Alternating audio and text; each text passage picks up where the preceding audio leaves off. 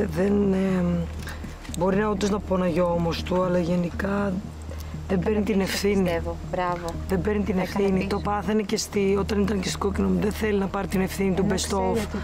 Θα μπορούσε να μπει δηλαδή με τον Γιουλέκα ξανά καπάκια που είχαν παίξει, αλλά δεν ήθελε. Γι' αυτό μια τακτική, αλλά εγώ θεωρώ ότι καλό είναι, ρε παιδί μου, να βγαίνεις μπροστά, να παίρνει την ευθύνη και μετά να αναλύουμε αν ήταν. Πάντως γενικά, επειδή εσείς έχετε έρθει από εδώ, θέλω να σας δώσω μια συμβουλή, γιατί και εγώ είχα πάει ως μπλε κόκκινη.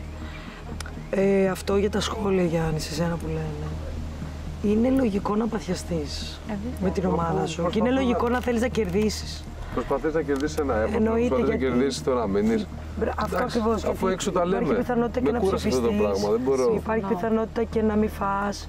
Δεν μπορείς την ώρα του αγώνα να μην πεις στον άλλον, ξέρεις, ένα ενθαρρυντικό σχόλιο. Κάποιοι άνθρωποι που δυσκολεύονται λίγο να διαχειριστούν την όλη κατάσταση και κάνει περισσότερο χρόνο.